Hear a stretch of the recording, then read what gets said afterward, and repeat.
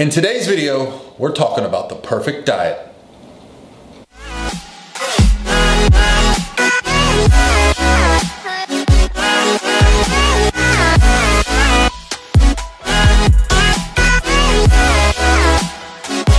All by myself.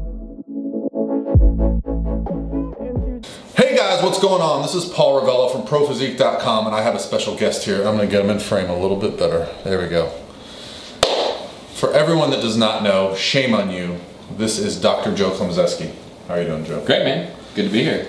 Joe is in from Indiana, and he is here to help out with my camp. But while I have him here, I'm gonna abuse his time and make sure we get some great content out of this weekend. Likewise, I'm gonna do the same. For those that are not familiar with Dr. Joe, Google him. I'm not gonna try to read you his history of accomplishments among his degrees and businesses and contest prep accomplishments. There's just too much to name. Just know that Joe is a fantastic, who I consider mentor and person in the fitness industry who's probably downplayed your own kind of success throughout the years, right? Like I like to hide a little bit, stay in the background. Yeah, but I think, you know, you're known as Dr. Joe, basically because you have a PhD in nutrition, correct? Yes. And well, so, and because people couldn't say my last name. Yeah, Klemczewski is a mouthful, and if you hear it, it's okay, but if you see it first, probably it'll mess you up. But Dr. Joe, for, gosh, I don't want to get too deep into your history, but when I was first getting into the sport, your name was like mythical, you know, like the Team K logo on the back of a shirt at a show meant, uh-oh, that person's coming for the win, right? So, and now he's built the Diet Doc franchise, so lots of cool stuff. And what's great about Dr. Joe is that he kind of laid the foundation for a lot of what's going on now in the fitness industry, whether or not people realize it. The whole flexible dieting movement, online coaching, was basically started through your efforts years ago. And so it's cool to know that someone has kind of already gone through the things that I'm going through now with my business and my kind of experiences and trying to figure things out as I go. And one thing that I've been doing videos on recently would be on the idea of flexible dieting. Because as I've said in some of those videos, the idea behind flexible dieting initially, when you first started using it as a contest prep method, was to exchange food, correct? Yeah, everybody at the time was still just using exchange lists. So here's a list of all the protein sources you can use, all the carb sources, and you just get to pick. Right. So nothing really different than Weight Watchers or something else, but that was kind of the MO in a lot of people, you know, personal trainers and so forth. There really weren't nutrition or prep coaches. It just didn't exist back then. But they would kind of highlight this and say, okay, here's what you can eat, and then you were stuck with just a very rigid diet. Right. And so when you made the decision to kind of switch out, I think you said famously broccoli for peas, right? Right. And then you started allowing your clients to do that. Did you ever see it going the direction that it went? No, because to me it was just common sense. I mean, all we were doing was looking at a food fact panel and doing math. That's what it was. So I didn't think there would be a cultic acceptance of it, and people would make an entire industry and create battle lines around it and so forth. It just, to me, 20 years later, it still just seems kind of odd when it's just doing math. Yeah, and there's actually, I don't actually use the term IIFYM anymore because I feel that's more closely associated with fitting as much junk as you can into your diet versus having the best diet possible with an exchange system in place.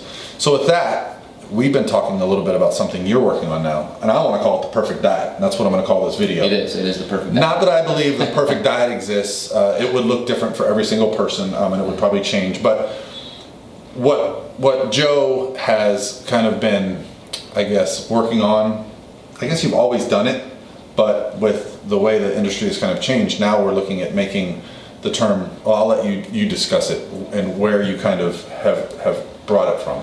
Yeah, well, I agree with you in that the terms or nomenclature of flexible dieting have just become bastardized into people thinking it's just, you know, the Wild West, eat whatever you want. Right.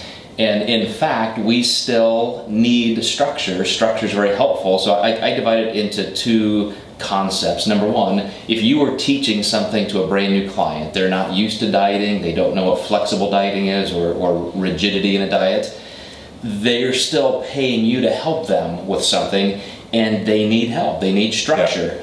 So you don't just say, well, here, go eat anything you want. It's just math. That doesn't help them. They need structure. Then on the other side of the coin, you as somebody who's very experienced, what's the first thing you do with your own diet if you really want easy success? Plan it. You create some structure. Yeah. It's not all flexibility. It's just you create an amount of structure that puts it on cruise control for you. You know what's going to work. You know the results you're going to get. And then you use flexibility when you need to break from that.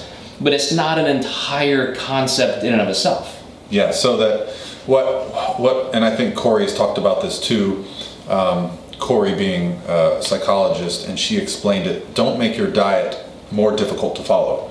Put yourself in a position where it's as easy to follow as possible so that you're not compromising at the end of the day with a meal and then just going off plan, which often happened when I first started flexible dieting. I would just go meal to meal and try to like add up the numbers by the end of the day.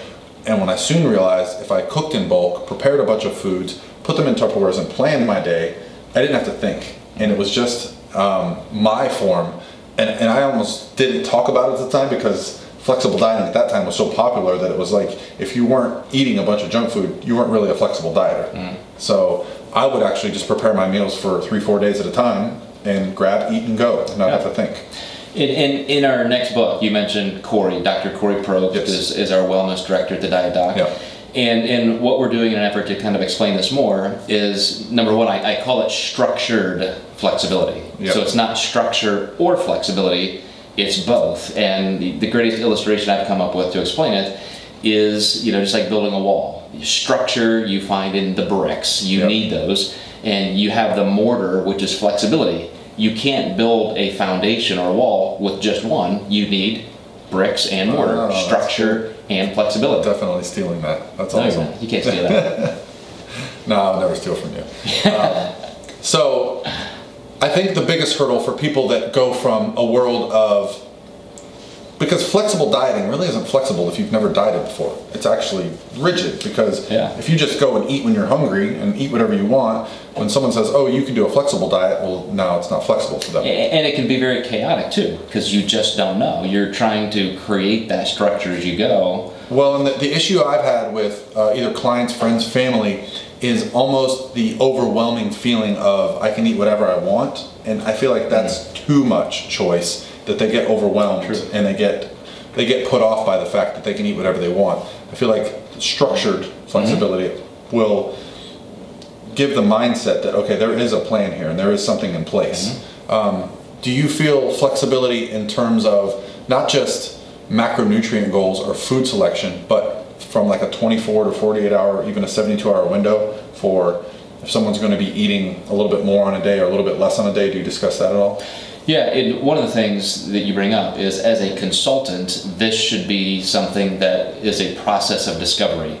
So you might have this plan and this programming that you're giving a client, but you should still be listening and assessing and monitoring their results and their questions and how they're doing. So actively asking questions, how are you feeling? Were you feeling your most hunger? Or, do you think these foods work for you? It's not just, here's your food, go do it, or here's maximum flexibility, do whatever you want.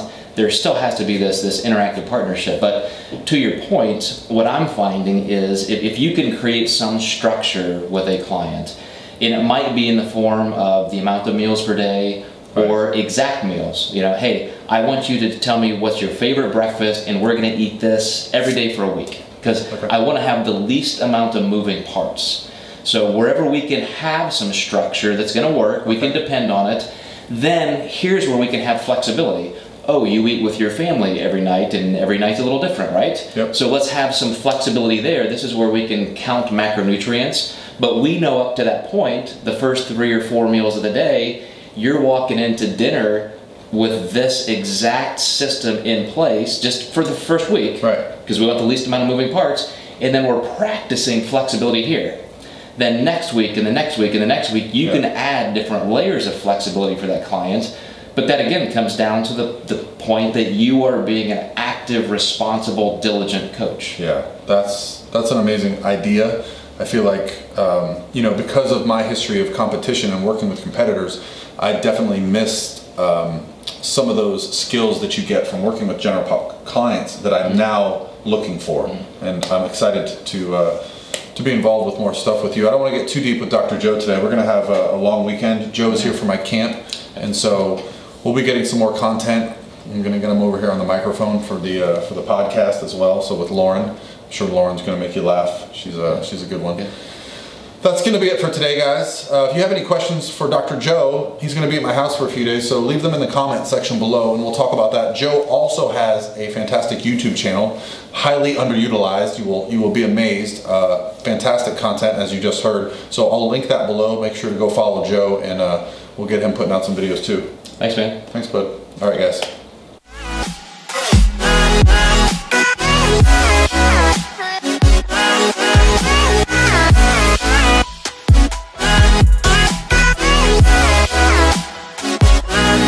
By myself.